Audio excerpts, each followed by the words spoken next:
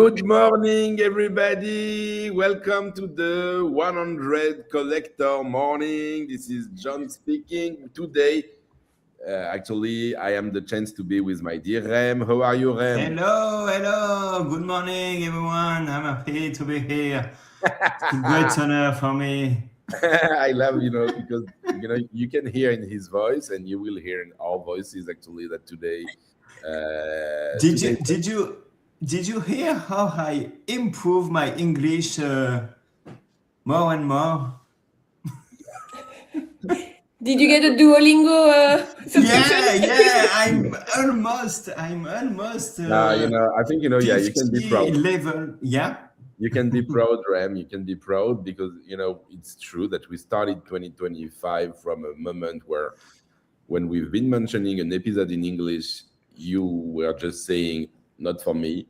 From the fact that now we are with two co-hosts of the morning, that are Fanny Lacouvet and Eleonora Brizi, and you are with us for a full episode in English. So congrats, Ram.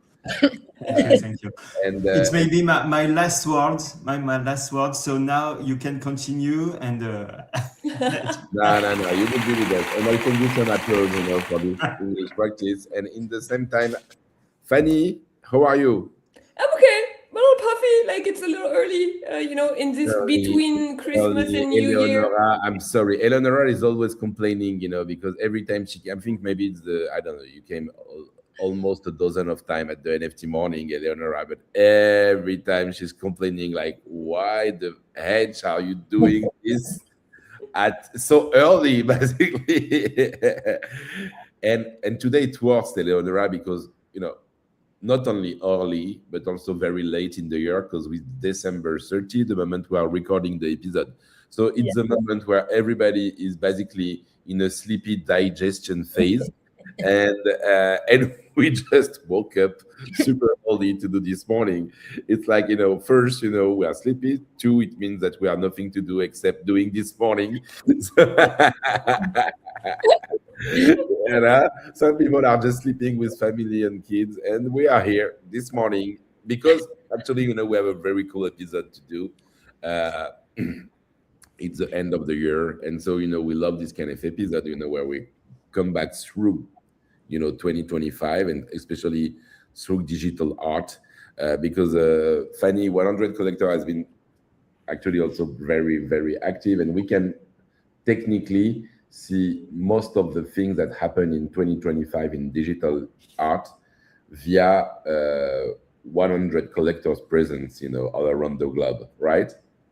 Well, I kind of went back into our timeline, and our event page to recall 2025, because as being sleepy and in this limbo between Christmas and New Year, it's like, okay, what happened? Like, what was this year? Like, what did we do? Like, did we even do anything? And it's true, a lot happened, and I think it's a fun way to recall and remember like everything that happened to get into the new year in a even better shape.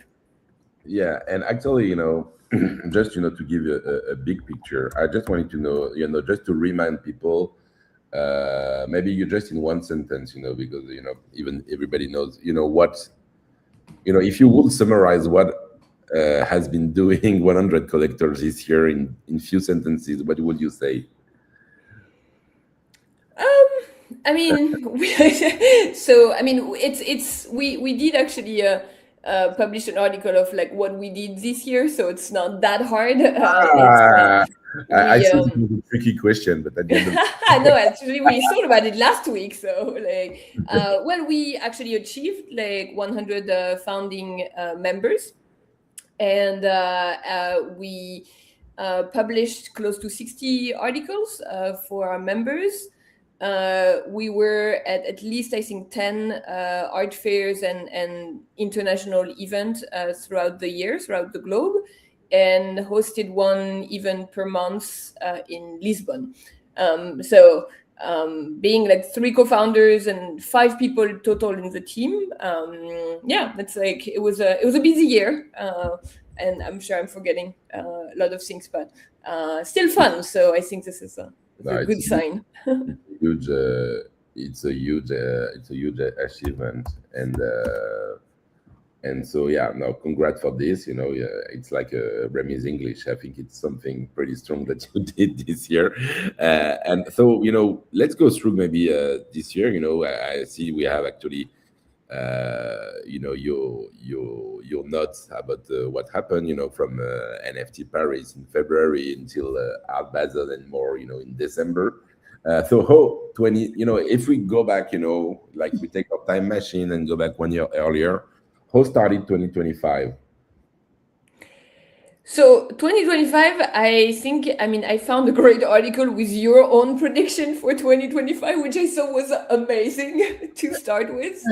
And not to grill you, but I think this was quite, I mean, that was actually in January 2025, because if we recall 1 year ago, we were still in like, quite low floor prices for like all these like NFT like collections, and still kind of expecting to see like rebound and so on in tokens, which I'm not a token or like cryptocurrency specialist, which is not the goal for this episode, but I thought this was quite an starting point in January 2025, where there was a great quote by Rem that was that your prediction, your own words, but I'm going to translate that to English, were that 2025 NFTs will not disappear and could even come back in force with an accurate value for historical collections. And so like talking about CryptoPunks and Yuga Labs, like Azuki and so on. So maybe they did not all come back, but I think this is a strong case for historical collection. And and Ram even said like, I believe like at like 2000% in our good old NFTs, which I think should be a T-shirt for next year. So that's, I think, going back to that. I don't know, like Who say that? Rem, here. Okay, nice. Nos bons vieux NFT, moi je pense que j'y crois à 2000%. Okay.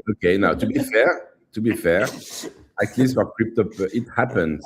I'm from Marseille. At least for CryptoPunks and Pudgy, some stuff happens. Interesting. Okay, Rem. And then I'm reading also. No, I'm really interested by this article actually. Yeah, okay. Then I don't know if I said the same thing today. if you will say the same, yeah, it's for the next episode, Rem. Yeah. we're too early, but no, I mean January, I don't know, like if you guys know anything else that happened in January, but otherwise it's really NFT Paris in February that started the year, I think. Yeah. Eleonora, sorry, you're on mute, Eleonora. I think like it could be thoughtful to point out in January, Maker's Place shut down. Yes. That's how I started my year. Which I mean, and many other things, but like it was a very like harsh beginning of the year, because Maker's Place is a platform that has been there for a very long time. In fact, I believe they were like in beta in 2018, and then 2019 launched for real, and it just shut down. And at the time, I was collaborating with them, so I was involved, and it was like a big shock. But I mean, in general, it was a big shock. It was a big shock for me also, actually. Yeah. I was also working with them on something for NFC. That was actually, it was a super cool project, that with dies with the most like. Yeah. That was Actually, super. I know. Yes. You know that. I was very excited, because I had some doodles from him that he's been working on his booth already and stuff. And I, like a lot of people, I learned this, like, from, it was like for me very surprising because they were pretty active at this time in the space. And they were some of the, because actually the year before in Miami, they've been very involved. They were like maybe the only platform that was very active in terms of event and presence. And so yeah, it was a pretty big shock. Yeah. Yeah, which tells you a lot, because also like for instance in November I curated the show with Georg in Paris during Paris Photo about AI photography. I mean, they were active, it was actually functioning, the quality was becoming very high. So this tells you a lot about the real reasons for which platforms shut down. It's like it's not sustainable in terms of having VCs investing and what you can actually like earn, you know, like in the art world, because then they were shifting to be art galleries, and it did that like it was not comparable. So that's why it happened. I mean, it shows, well, so it's easy for January, like best is, Ram's prediction and worst is Makerspace shutdown. Yeah. But it really shows that, marketplaces, it's a tough business also because it's a volume business. And in a market where it really fluctuates a lot, it's really hard to sustain and really like shows that like other platforms like that have not shut down like might also struggle or have other ways to cope with that fluctuation, because this is like I think that should give us more respect for the ones who have not or continuing like to their activity. Definitely, but also respect. But yeah, but it was also the feeling of a survivor game. Yeah. Really, literally like a battle royale or whatever. Where at the end of the day, yeah, it was Maker's Place came on top of all the other ones that came before, and so yeah, it was pretty hard. Yeah, Yeah, but so it's also a timing question a lot, like for this, it doesn't just say like this one is good, this one is bad, right? Like I mean this is Yeah. I mean, I felt that like with the market step, I felt like our market got stabilized. So when you like actually, when you're active in what you can call now something that works like the art world, like you sell artworks to real collectors for $10,000, 15,000, 20,000, 30,000, and then what you have to like reach is millions that were given in a moment like 2021. So like when there was speculation, that there is no speculation, the game is so different that I don't even know how anyone like thought that this could survive. It's interesting though, because he also tells us that the market really, like it became much more stable, and so we are playing with like prices that like artists are I mean, there is evaluations. It's not just like speculation. You can sell this for 1 million and this for 5,000. So it's interesting. It's interesting. At a certain point, it transformed into more of like art world, and we were coming from like the investors, and it's just it didn't work.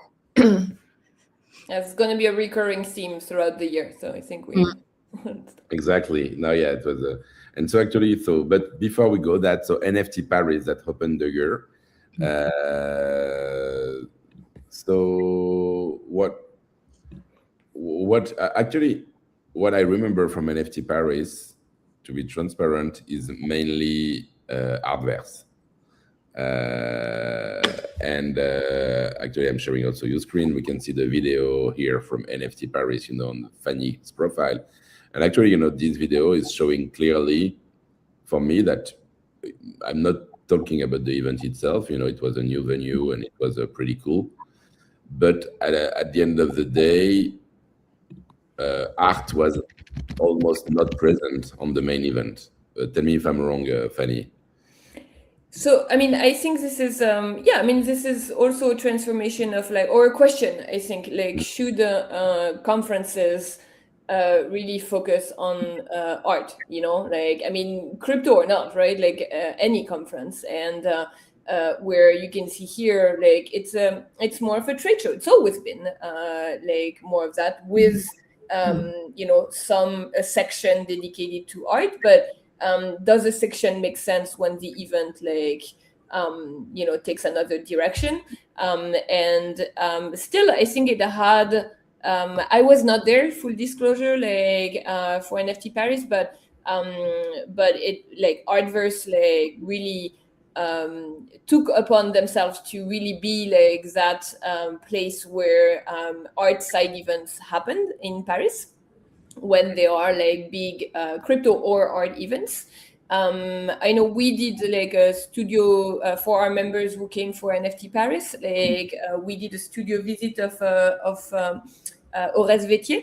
Yeah, So really nice. trying to take that big event and because people are in town to host side events. And I think it has been kind of like a trend like from the past like NFT Paris, like to have the main event being hosted in Paris and then having side events. I think the year before, Leonora, you were there for Bright Moments, had this big thing going on, right? Yeah, the year before I remember was pretty glorious in terms of like side events. Year before, you had two big stuff. Yeah, that was a bright moment and Agoria at Louvre Oh Museum. yeah, yeah. Yeah. I mean, it was pretty glorious. This year, I was happily in Bali when this happened. No, I was in Thailand actually, so I wasn't there. But also, I mean, there was also like they moved it a little bit outside of like at the Cité de la Musique, no? Yeah, La Villette. Yeah, so also that but yeah, I agree with Fanny. Like I think that the question really is, should art even be, I mean, should we get upset when we go to these conferences because art is not there? Maybe not. I mean, let's just clarify, maybe it shouldn't be there and it should be around since people are in town and nobody, it's like an NFT conference. 100% agree with you. But I think the for me, this year was really the reveal of Adverse. Really, I think and I want to give a shout out to Grida also, because she was extremely active all along the week, with maybe almost 10 events happening there, like twice a day. And for me, really, it was really important because Adverse almost took over. What NFT Factory wanted to be beforehand, and so yeah, I was happy to see this, from different kind of event, from really fine art to community to Tezos stuff happening there, and Yeah, it's a place to go to. It's like that you can go to Artverse, and something is going to be on. It's like welcoming, and it's like exactly that's how I felt when NFT Factory existed. With NFT Factory, I really felt that there was a home that any point of the day you could go to, and you're gonna meet someone or if you don't know, like they want to talk about things that you're interested in, and Artverse is becoming playing this community role. Yeah, I agree. Yeah, and I think if you go back, like exactly, I think this is very hard to be consistent, and I think if you go back even to their like Luma calendar, which I did a few days ago, and it's like it's a lot of events, like it's a lot, like and I mean they're continuing, right? So it also shows that like you need like a place like that, I think this is like again a case of like the NFT Factory, like like just timing, or maybe it is a great like thing to have, like you need the community. I mean, I know this is the worst thing to say in like a crypto jargon, like to say the word community, but it does, you need to connect with people like somewhere. So yeah. Do you recall when they opened Artverse? Adverse, End of 2024, or like I don't remember. yeah, I would say, Maybe I for would say 2024, September. no. Yeah, I think end of 2024, but Okay. I could not be more precise so the far. end of 2024. Are you sure? Adverse opened its door in June 2024. Okay. June 2024. Okay, yeah, you're right, Rem. It was earlier. Yeah. It's Google. But I have a question for all of you. Will you come at the next NFT Paris? For me, I will be there. Okay. And Fanny said yes also.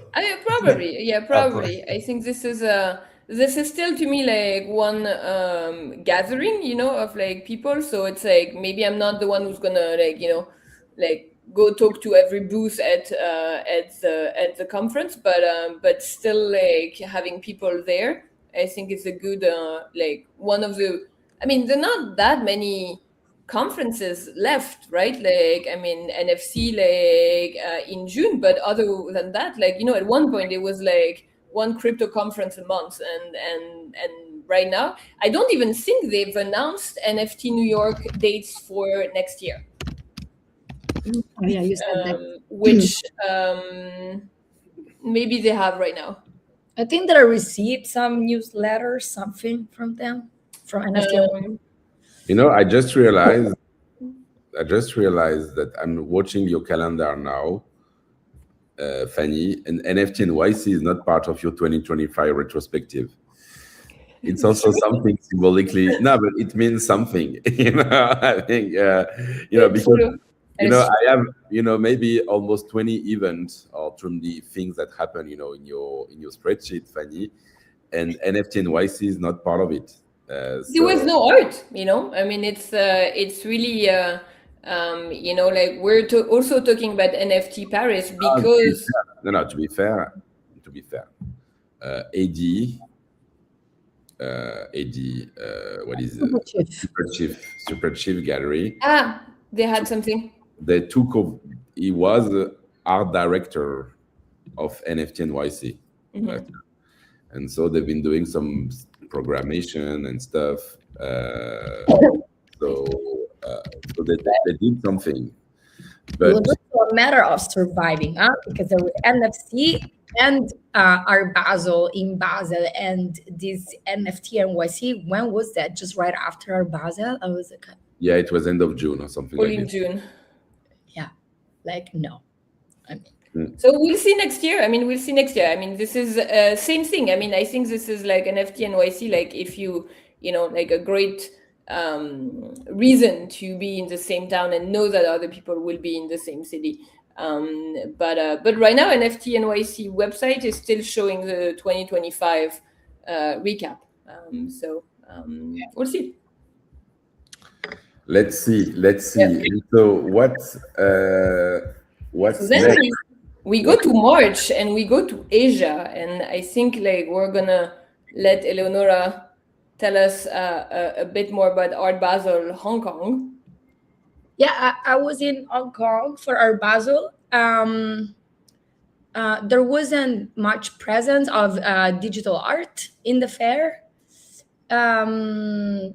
and also around the fair. But operator, they were actually in the official programming for conversation. So they presented human readable in the theater where conversations were happening, and also they organized a cocktail for them in the terrace, in the center where Art Basel is, the exhibition center where Art Basel is happening, and it was also about human readable. So I mean, there was this big attempt to have digital art present, at least in an official way, which I mean, I think it was great. The cocktail was about human readable project, and they had performers during the cocktail. They explained the project. There was a huge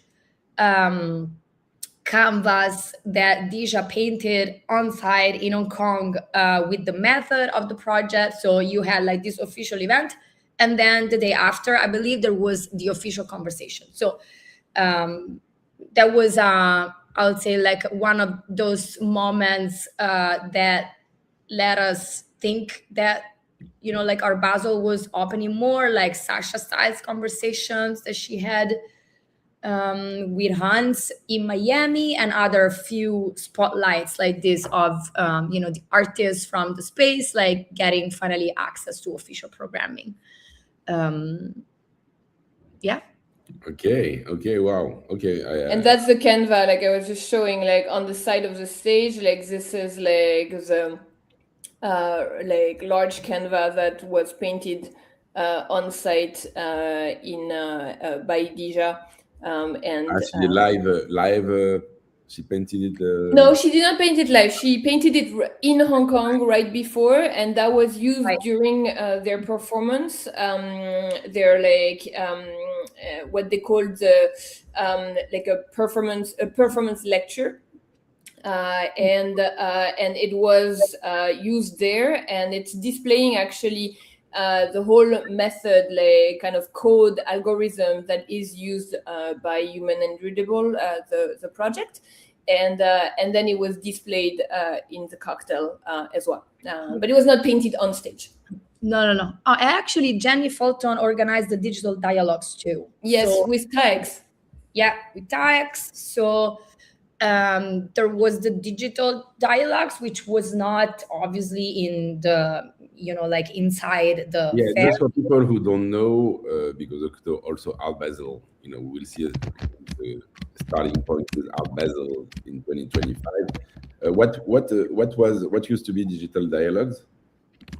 So What is digital dialogues is this programming that with different sponsors. I believe, twice tax sponsors the dialogues, and they have been organized by Jenny Fulton, and basically it's a very well organized programming about digital art, not only digital art, and blockchain and artificial intelligence. So they invite artists to speak. It usually happens like a few days before Art Basel.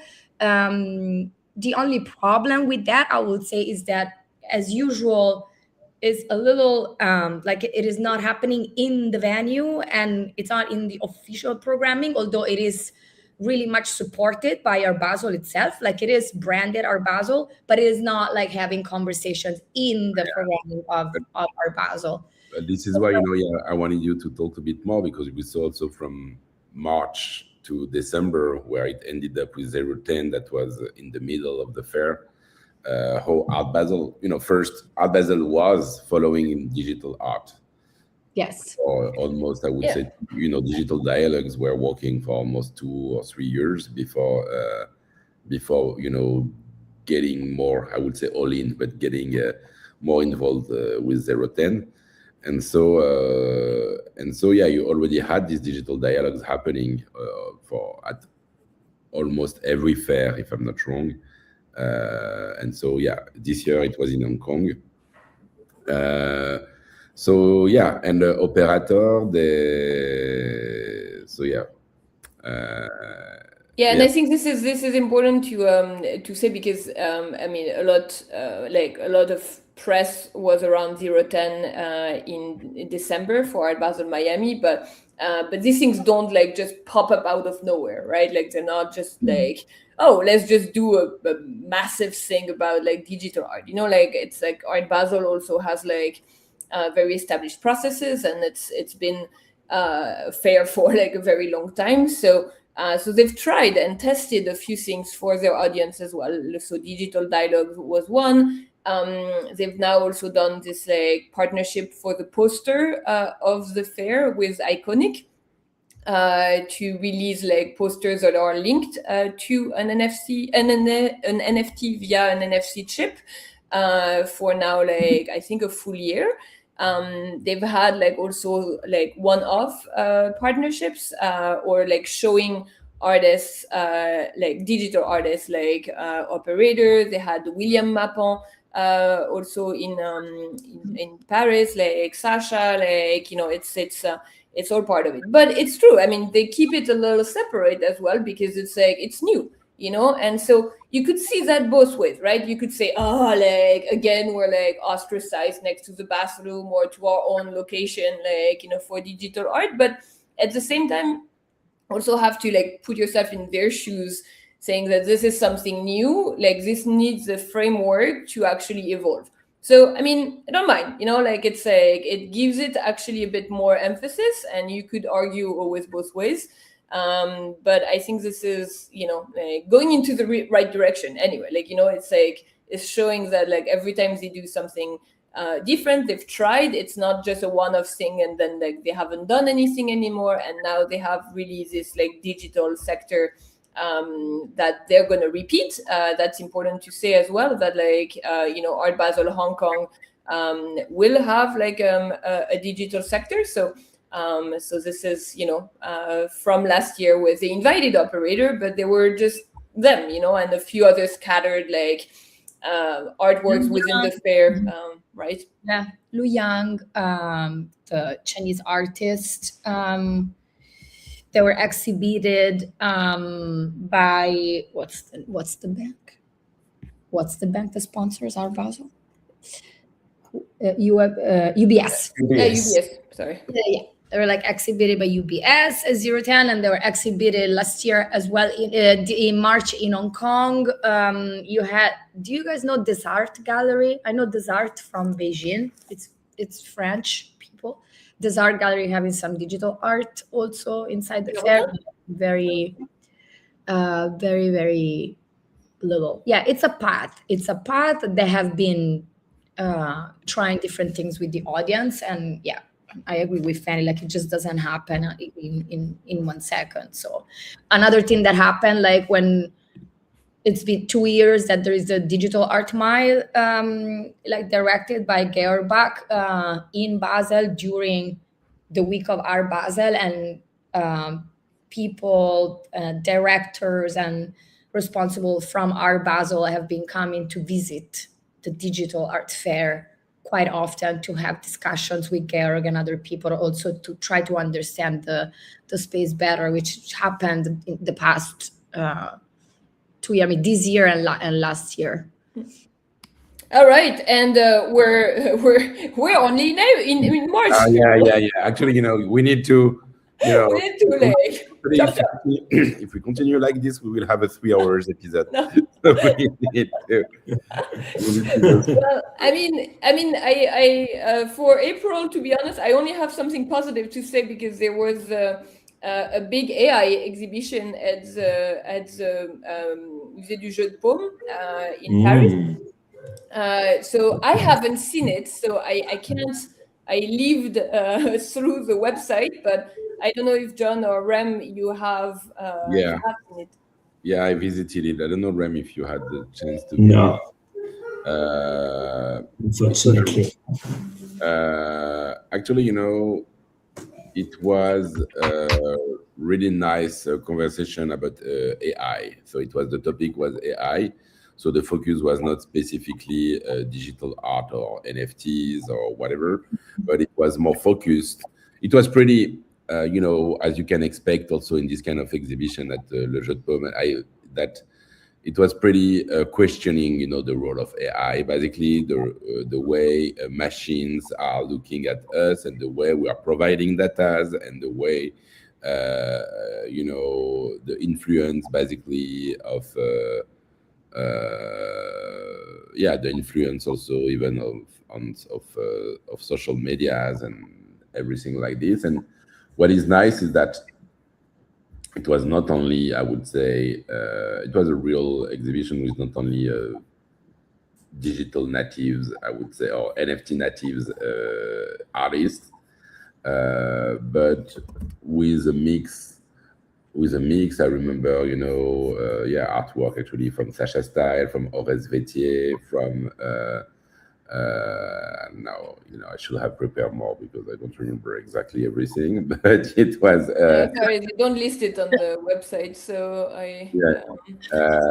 And I remember now I had really,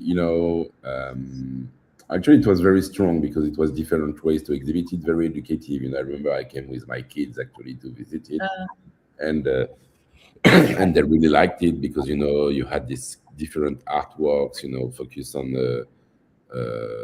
It was really kind of almost educative also about the role of AI, about how AI is viewing our world, how AI generated art, are sometimes taking over data and comparing this, using data in the world from the real world, how it is, how the role of impact of AI on nature. Also, it was pretty political, also to be transparent. But it was, yeah, it was a very strong, very And do you think for someone, because I got some feedback from people in Paris from other circles of mine, like who like really did not get it and were really into art, but like more traditional art, and really kind of missed all this, like, or said that it was really not clear, and like that like they left more confused than they entered with. So I don't know if it's easy, like John, to put yourself in in the shoes of like someone who really doesn't know anything about either digital art or like AI, and like and go there. I don't know. I mean, this is something that I've had from like two I, different people actually. mm, uh, yeah, to be honest, it's true that maybe, I had to explain a lot to the people I was, for Mhm. example, I spent time where I was with my kids and my wife, and I really, yeah, I think, if I would not have been there, for example, for my family, they would just have go through this very in 5 minutes without Yeah. time, because in terms of education, it was supposed to spend a message, but maybe you need to have the background of the artist, or the background of but like a lot of exhibitions are like this, basically. Maybe Yeah. they try to put some context, because it was not a non-contextualized exhibition, but maybe yeah, maybe they could have spent No, yeah. it was just a question because No, no, no, no, no. it's always a tricky No, no, it's a tricky topic. invention. I think, for me it was interesting, because for me this exhibition had an angle, and I got this angle that was really like, questioning a lot of artists challenging actually AI also in their way. Yeah. uh, and so, yeah, I don't remember who was the curator of the show, but it's no, it's not written here, but commissaire général Antonio. Yeah. So, but it was, yeah, No, but no, something to keep in mind. I think this is like, not like to like just say it was bad or good, but like to no, no, but we're no, still no, in a no, it tricky was position. interesting, but it was a real, zero 0% NFT exhibition. It was Yeah. really about, it was highly promoted in Paris, especially, and so a lot of people has been there with, just for them it was just questioning AI, even if maybe half of the artists were NFT artists. Uh, it was not, yeah, it was not the point of the exhibition, and for me it was interesting also. Okay. Cool. All right. So should we go to May?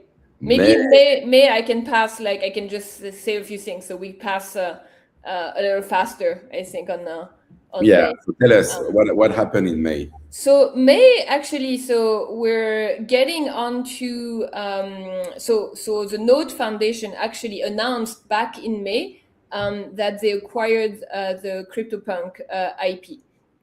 And the Node Foundation opening and the homecoming of the punks, as they call it, is actually happening at the end of January 2026.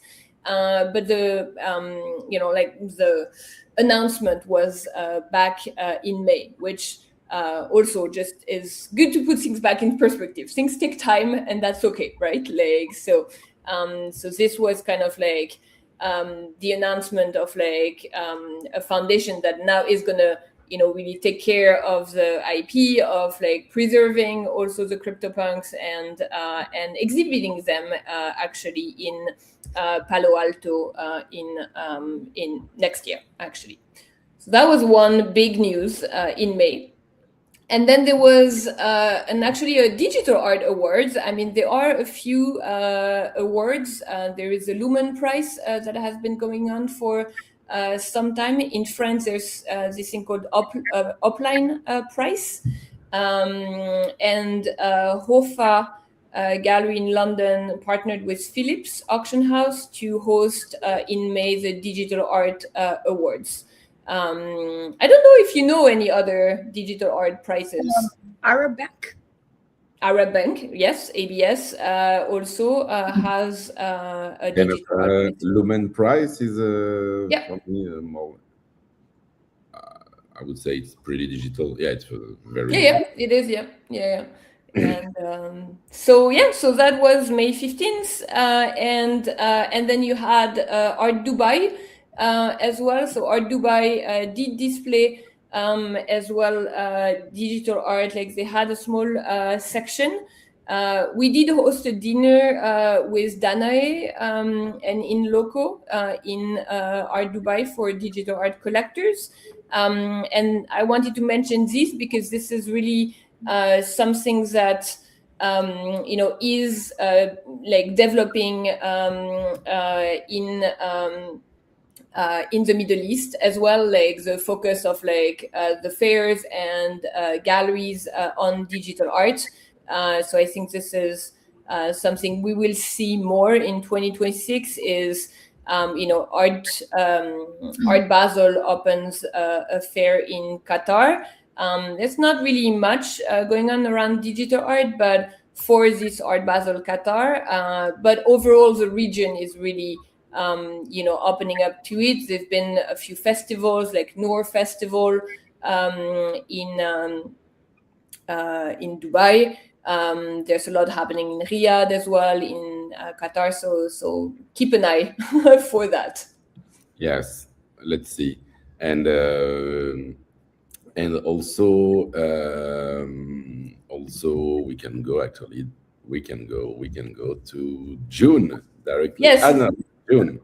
So June is kind of I saw that like you added an FT in the spread in the sheet also. I mean, I'm like, like live updating, like, but I think, I mean, June, this is like, like, we'll give you the mic because this was, I mean, June was packed, right? Like, I think June is always packed. But as Eleonora, you mentioned, there was NFT NYC, non-fungible conference, Art Basel, what else? Like, Well, that's it. yeah, Like, it's already. It's already a good start. Yeah. But so John, like, tell us what was like what is your best memory and worst memory of this non-fungible conference? Non-fungible conference. Yeah, it was. I'm so focused on 2026 actually Yeah, I that don't I almost not into 2025 anymore in my mind. But basically, it was like the year number 4 of the conference.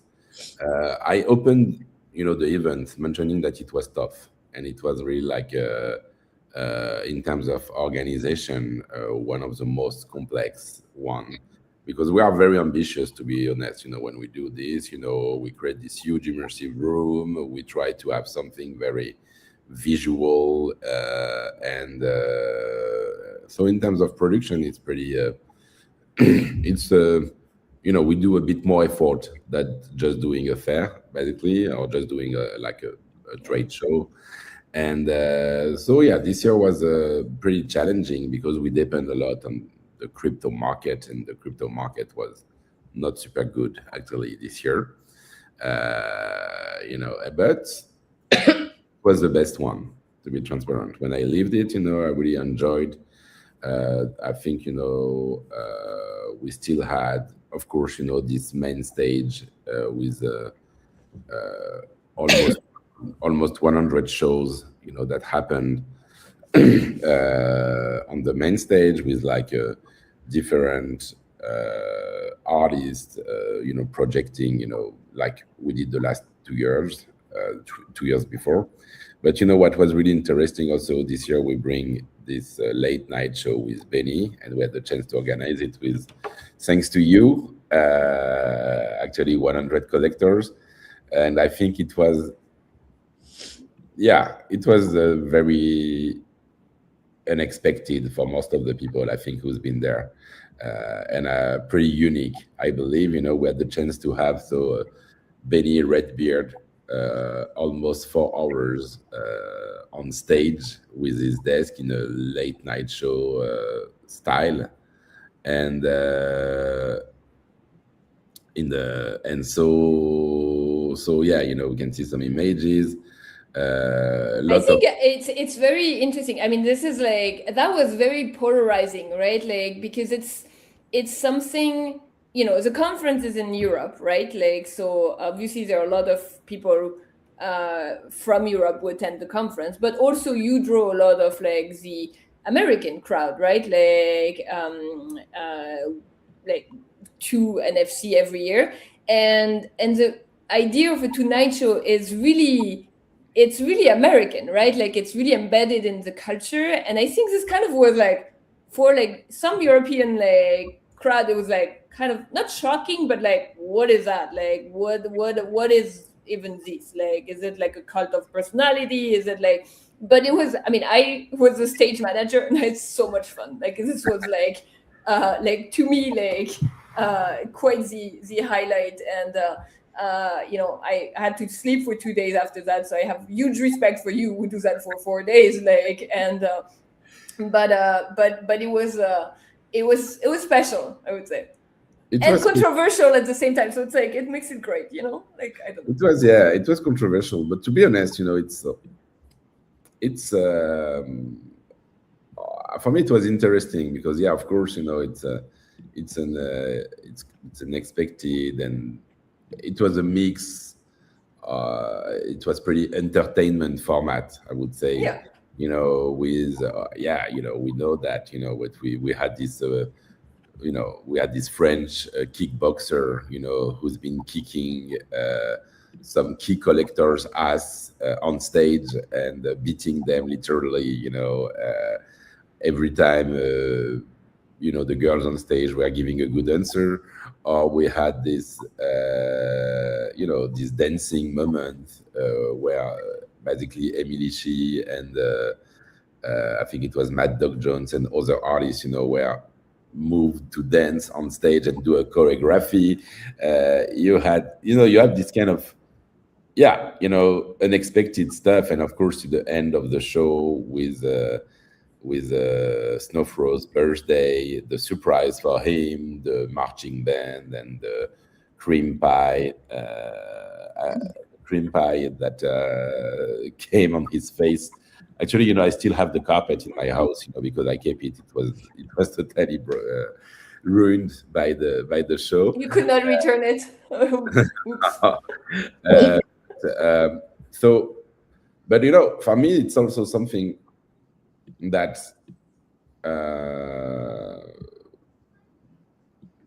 I would say that for me it's important, to try to do these kind of things, and for me it's all the point of I would say this NFT movement, and I will say NFT on purpose, because of course, I'm amazed by everything that is happening at Art Basel, and the fact that the contemporary art world, or at least the contemporary art business, is interested, by bringing more digital art, and try to bring from that. But I really believe that our ambition is to do something different, and of course, it does not mean that it will not be we will not be part of contemporary art, and I'm happy with that. But I believe we can be much more. I don't know what we can be, but I think we need to try stuff, and we need to be controversial in a way, and also try to be, I say that a lot, and you know that, Eleonora, popular. And I think it's not. We want stupid people. You're too smart. We want stupid people. That's your quote. No, but yeah. So yeah, I like this sentence. I think I don't. You remind me that last time when I say we want stupid people in the digital art world, or in the NFTs world, because it's culture, not only art, but for me culture, and so yeah, trying these kind of things for me it's interesting because I believe that actually, first, to be honest, I had a lot of fun, and and a lot of people actually in the US are still talking about it. Every time, even some people already ask me, "Will you do this again?" So it was kind of a highlight of the event for them, and so yeah, I believe that next year we'll try to come back with something similar. So we will see. Of course, hope that Red Bear will come back, and he's been doing a lot to be transparent, and whatever you can say, he's been giving of his time, of his money, and of his network, to make it this happen. So he really played his heart patron's role, and of course, Fanny, Eleonora, Pauline, you saved our ass by organizing it. I think it was like 2 weeks before the event. I said, okay, I need some support because it was a show in the show, so it was like really a timing of 100 stuff to do within the 3 hours of the show. And so it was great to have you for that. But I think this month of June and it's great capture a little bit like the different things, like the different tensions, right? Like because we have like Art Basel, which is like the most traditional like edition of Art Basel, where we always look at the art fairs and see if like something digital is exhibited, like if like or at an auction house something comes up, or in a museum if something gets acquired. That's like the institutional like stamp of approval that we still need to play with, right? Like there's still a market in place, and if we don't want to starve and disappear like slowly and painfully, we have to play with the current players. And then you have like the digital art mile, for example, like that is like next to like Art Basel, and is really trying to do something different as well, but still in the codes of the traditional players. And then you have like other new NFC like types of events where it's like totally new, right? Like and totally disconnected from like being a conference, being a festival, being like being an art show. And building something. And I think what you said is really nice, because it's like we don't know what it will be, and we're all trying to like put names on things that are currently happening, but I think this is kind of like the magic of it as well. I know it makes your life a hell, like living hell, because it's like every year, what are we calling it, right? Like, is it a conference? Is it a summit? Is it like a festival? But I think this is nice to see things evolve, and I think this is a great way to look at like future events and like see where it fits, because I think we should do all of that, right? Like we should innovate while playing with the current like institution in place. And I think this was a good segue into like the big exhibition of the summer of 2025, which was like at the Toledo Museum of Art. Traditional museum, but like it was like called Infinite Images, like the art of algorithm, and really exhibited like a lot of like digital artists, a lot working with NFTs, but trying to find ways to showcase and explain digital art with like physical works, and they were prints, sculptures, projections, screens, like you name it, it was in this exhibition. And I think they're trying to make it a traveling exhibition, which I really do hope they do, because this is like, to me, like one exhibition that really explain digital art. Even merch, even we had like amazing merch like at the Toledo store. So I think this was for me, it's maybe the thing that I wish I was there. I really, even for me, it was really, I had the feeling, because I was not there, that it was really a key moment of the year also. yeah And it was maybe, I had the feeling also that it was maybe one of the most accomplished exhibition also this year. Very complete, lot of one, I had a feeling to have one full museum dedicated to digital artists, and dedicated to finding ways to show them the best way, because everybody was very involved, and cared a lot about this. And then actually, like following that right up, like in September, like Sasha Styles opened an exhibition at MoMA in the lobby with a giant LED screen at MoMA, which is still going on and until like spring of next year. So that was another thing, like talking about like institutional recognition. That's interesting. Also, this actually, just this lobby stuff, because I feel like also it's kind of something that we will see more and more into museums. To get digital art coming into traditional or contemporary art museum. I think having a huge screen in the entrance is a pretty. I know we had like last week. Remy Fendi, who's been doing this exhibition in Milano, and they've been bringing this big screen in the In entrance. Torino. Exactly, in Torino. No, Milano. Milan. Milano. Vapore, no? I think it was in Milan. Yeah, it's in Milan. Yeah. But Sorry. but and I see some more museum projects now where they are, adding in the floor map the lobby. That is something that is something that is I think it's a practice that we will see more and more into museums, and so it's cool to see Sasha's one. Yeah. there.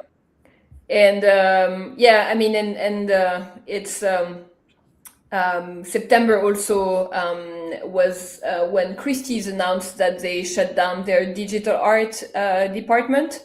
And again, I think this is one news that really can be seen and has been interpreted in many different ways.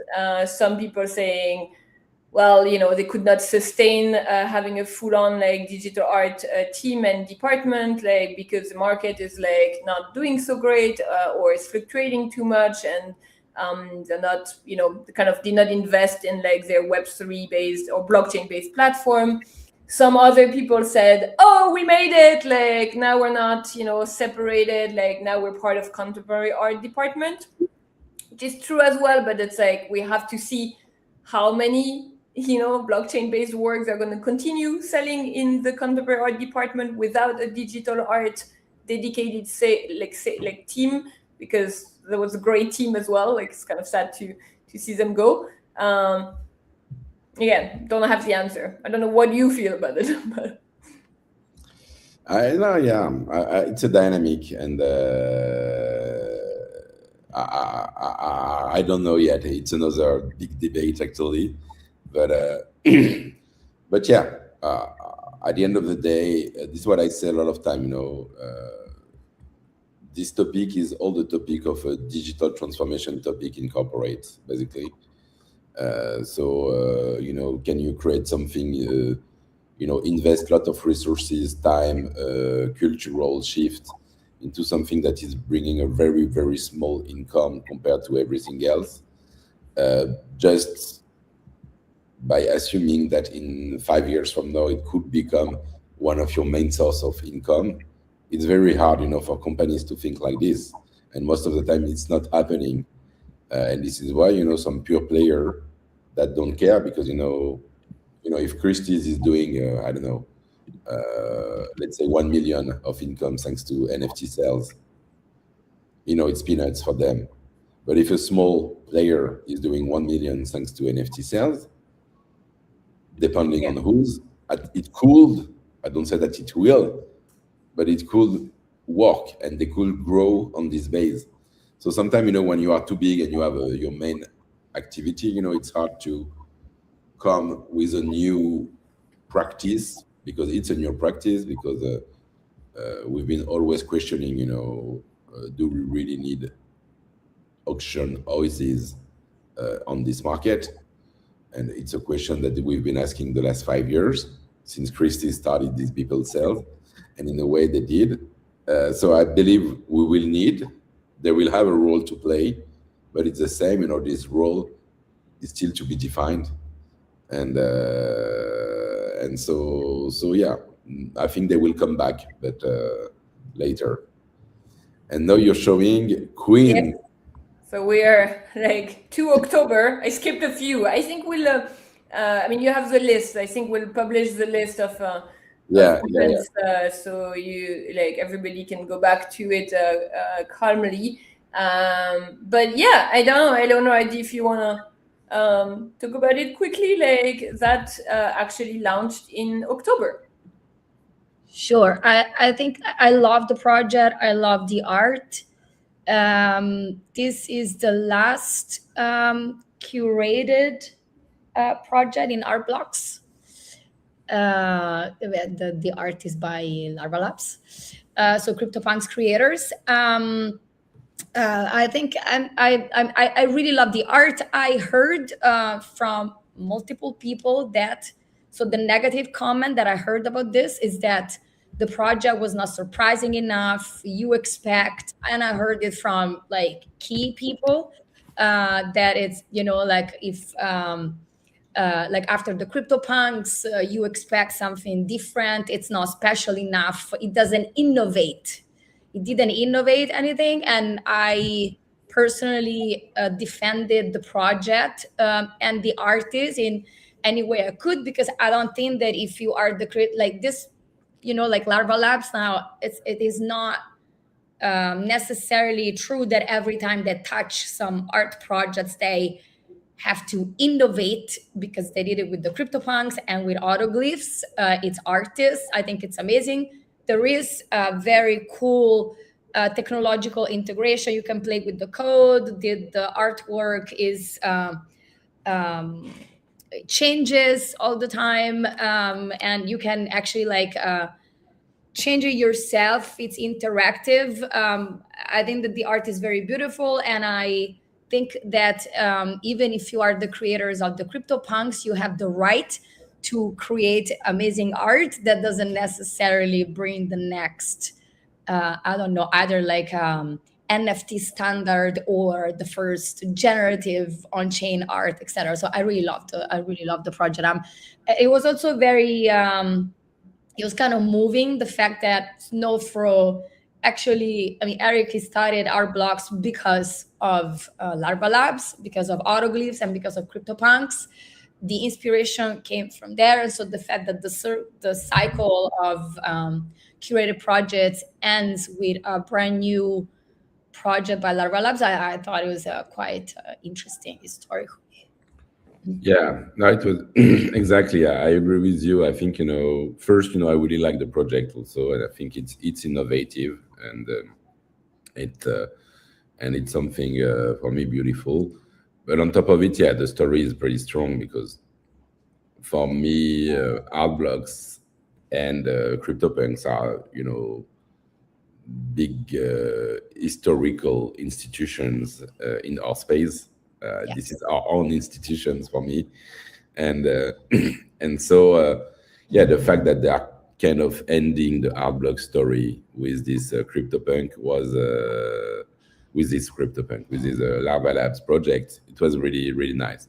It was also cool to see actually Matt and John coming back in the game, because since Yuga acquired Larva Labs, they were just not here anymore, basically. Really no physical presence, except at very, very rare and few CryptoPunk focused stuff, but it was really rare. And the coming back really happened with Node Foundation acquisition, actually, where they have really a seat at the board, and where basically now you see that it's like they are really starting their artist career at this moment, And so for me, it's interesting to see that basically it was, yeah. I think then, and going back to Rem's, prediction from last January, I think this is like, there are many ways for historical collections to come back, right? Like, I mean, and maybe it's not like the floor price of all these collections, but it's like the preservation. And I think this year with the Node Foundation acquisition, the comeback of John and Matt after all the hype and craziness of the market really shows a comeback. So maybe it's not like in like numbers all the time, but I think this is really important, you know. Yeah. No, thanks. So that's Yeah. it was in October. Yeah. So in October, so I mean, I'll make it fast because we're like already over time. But like October, you had Marfa Art Blocks weekend. Like this is like the Art Blocks like yearly celebration of generative art, which will happen again next year. That is confirmed. There was Art Basel Paris, and Eleonora, like you were there, and there were a lot already also of like side exhibitions and even like presence at the fair. And so I think the fall is always like packed with art fairs. Like, I mean, November was Paris Photo. There was Art Abu Dhabi. There was also like something a little closer to NFC, which was like the Art on Tezos Berlin, which is not a festival, not a conference, not an art fair, but like an exhibition of like, you know, like a gathering of the community, like the Art Tezos community. And also the Marfa weekend for the Art Blocks. That was in October. And so yeah, so I think this is like, you know, to be seen next year, next fall, like what is gonna which fair is still gonna continue, like you know, having a like a focus or more fairs, like having like more digital art. I think it's an upward trend, which is great to see. And you know, like we can't really talk about 2025 without talking about Art Basel, like 010 digital sector, because you know, this was not a separate like programming. This was really a sector dedicated to digital art within the fair in Miami. So I think this is really the stepping stone for 2026. I don't know, Eleonora, if you you were there, you're here. So yeah, the 010 was glorious as well, I might say. There's so many things to say about it, but just a couple of things. The fun, interactive environment and atmosphere that it created this sector in the middle of all this, compared to these very like quiet and almost boring other sectors. This one required presence, interaction, activation, questioning. You had a laundry station, literally with laundry machines, where you were given a plastic bubbles with soap inside and a QR code to redeem your bubbles by the crazy X copy. Amazing. You will queue for this. And then you have to compile like a sheet, say like if you want to do laundry or you want like dry wash. I mean, it was just like amazing. And it's a actually very well made dynamic project on the blockchain that will last for 10 years. And every day one bubble will pop, and then only one person will remain with the bubble, which is the X copy work. So we will know in 10 years. And then you had Jack Butcher provocation to the art market and art world, and like discussing, you know, and like criticizing like the value of an artwork. You go there and your artwork is your receipt. I have it here.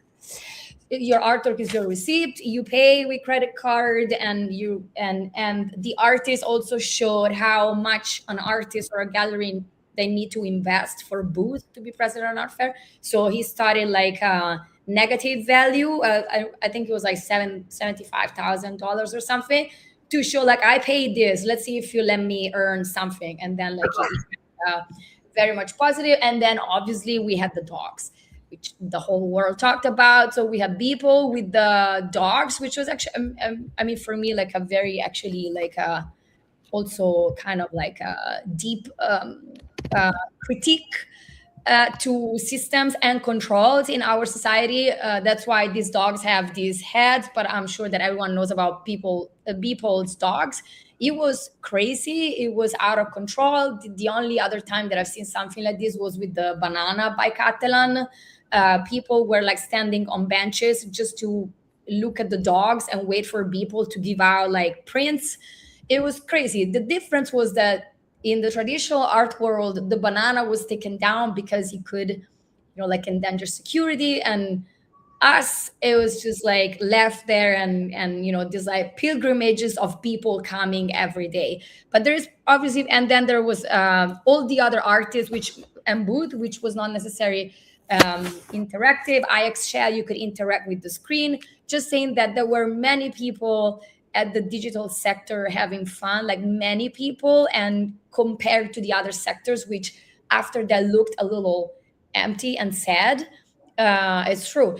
And so it was very nice. It was a way to at least like enter the space and tell people you can also have fun with art. And there was Mario Klingemann, which was probably my favorite piece in the sector. It was also interactive. You have this AI sign like giving you sentences and slogans, and you have to like knee down and wait for the AI to create like this sentence for you, and really like creating this sacred moment. Also letting you think about like how we see AI. You really felt that you were interactive with God, or with whatever you believe in. So it was also, and it was a piece from 2020, so it was also fun to see how the AI, like the sentences were a little outdated, which was pretty amazing. Where is Fanny? Fanny disappeared. I just want to say something, but maybe for me English would be complicated. Say it. Say it. Okay, in French, so. It's okay. Say it in French. No, I think it's very ironic that the main thing we keep in mind from Art Basel digital part, it's not a digital artwork. The experiment of Beeple, I don't know how we can talk about it, but it's not a digital art. It's something in the physical world. So I think I don't agree, but But also it's not the first time. drama. But it's digital works, huh? I mean, these dogs have cameras with AI programs inside that take photos and create digital artworks. But what attract people? It's not the digital part. It's the dog itself. Yes, but you are in a physical space. I think for me, Rem, it's all the point. When you're not behind your screen, when you're in a physical space, you have physicality. And physicality can be a screen, can be a print, can be a movie, can be someone, and you can even have more physicality with performance, dancer, artists, or robots, or whatever. And so for me, it's just the way to bring, of course, it's all the art. And I think it was also the point, and this is why it worked well. And this is where you're right. It was pretty close to some contemporary art standard in terms of conceptual art for some of them, like Jad Busher. It's pretty conceptual in a way.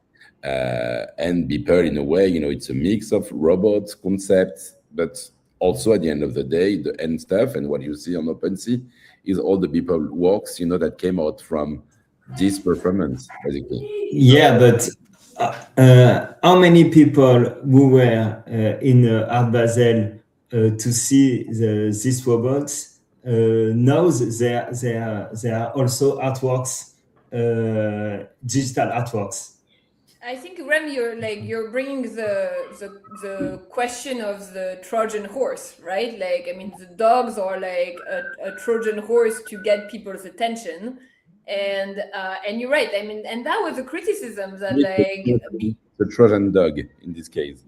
yes, like sorry, different animal, but it was a point of like how many people who came to see like the controversial dogs turned around and looked at other works, right? Like by the galleries like around, which were maybe not like as like fancy and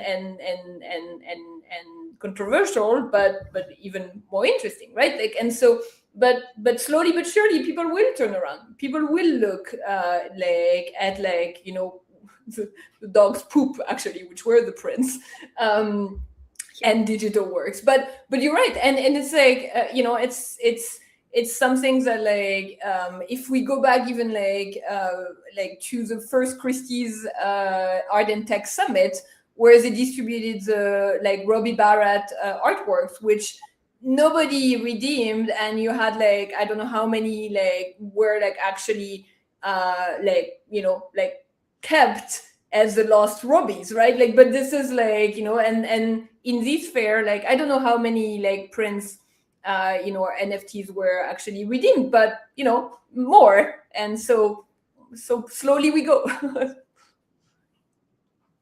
Yes, and I think when you have so much exposure, it's a bit like a marketing funnel for me. Yeah, not 100% of the people exposed to the dogs, knows what we're talking about.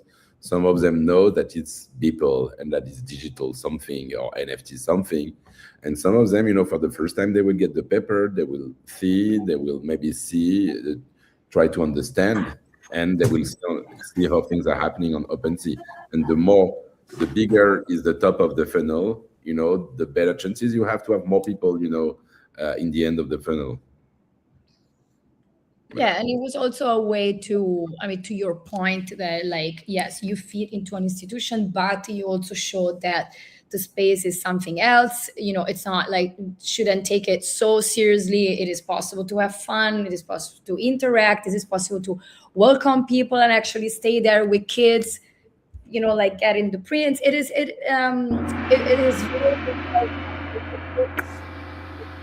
out a mess.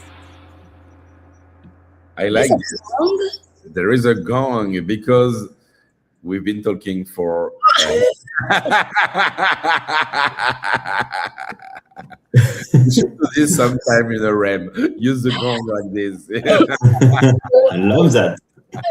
Anyways, okay. Well, and can I just say one more sentence that like just before the holiday, like the MoMA announced like digital art acquisitions of Squiggles, CryptoPunks, and works by Raphael Rosendahl, which like was like right when everybody was packing for their holiday, and MoMA was like, "Don't go! We have the biggest announcement of the year." No, yeah, it's actually it's giving a lot of and it's always, and thank you for this, Eleonora, Fanny, because sometime and actually because we will see and we will talk about it tomorrow, Rem, during our general NFT retrospective of 2025. But what can we say after this episode? We have a lot of things to say because when we are both of us together, we will start to talk shit about the space and the fact that we are broke and the fact that basically we're not making money anymore in this space. And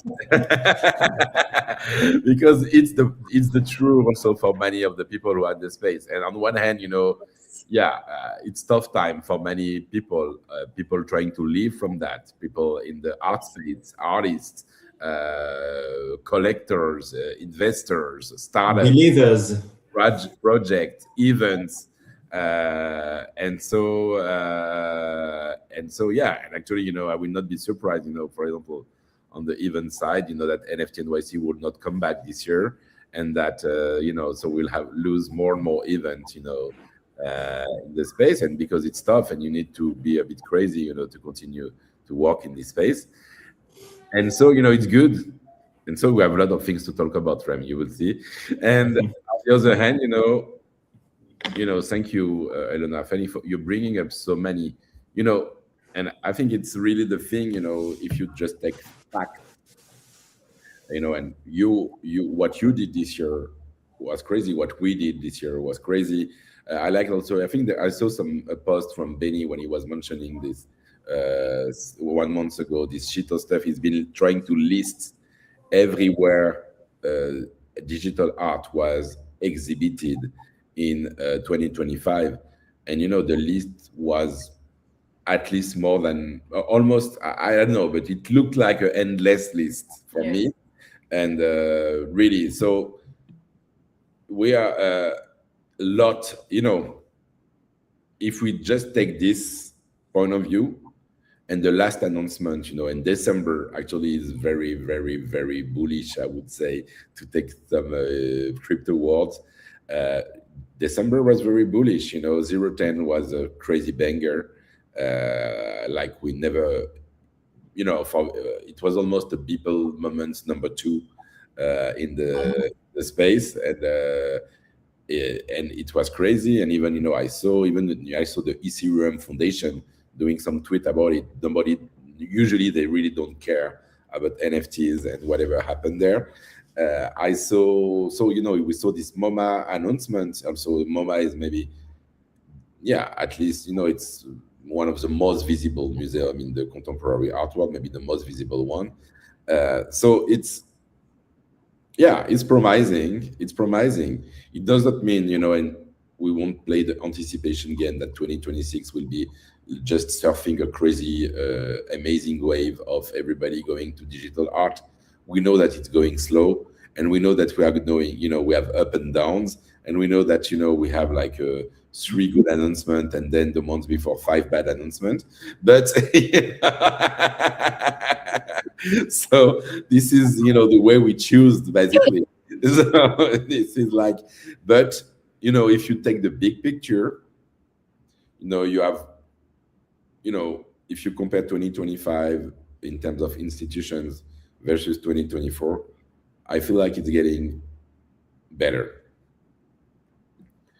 So I don't know if you want to say one, one last sentence. I think, and to me, this is like, it's there are many ways to get better, and it doesn't always translate right away into like, like financially like better, and that's the tricky side, right? It's how do you find and continue, like, because there's so much going on, and I think we should all be very positive and about what's going on, but also realistic that like these things are hard, and it's not all black and white, obviously.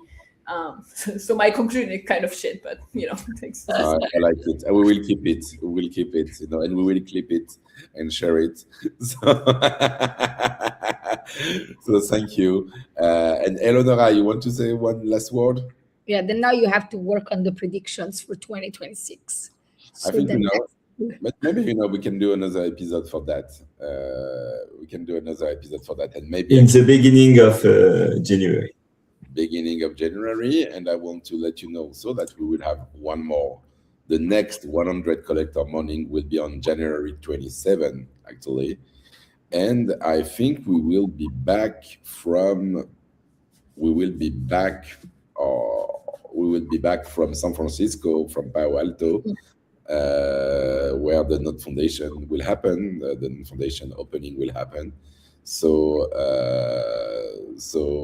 more things will happen, and I'm very optimistic, to be honest. I'm always optimistic. Maybe it's the issue, but I'm very optimistic on what's gonna happen next. So just wanted to thank you, and thank you, 100 Collector, also for starting this series, because it's really a good way to follow everything happening. And I really invite you again, to just follow 100 Collector on Twitter, and to just go on their website. And if you're not a member, and if you are interested by digital art, I really recommend you to just see what they are doing. So just go on Twitter, 100 Collectors, and thank you for being with us. And Rem, we have one last episode tomorrow. That is just the NFT the last of the year. last of the year. So the second No Life episode will happen tomorrow on December 31st at 9:30. So it will be it will be a traditional Twitter space. So you are invited to join if you want to comment or to talk shit with us. And so yeah, have a great day. Have a great end of the year. Enjoy again. Touch grass, as they say, or touch snow, or touch whatever you want. And sorry, I don't know. I don't know if sorry. I think it's really time. Touch pasta. Let's just go back to bed. Yeah, let's just go back to bed. Have a great day, end of the year, and good morning. Happy. Good morning. Really happy. Good morning.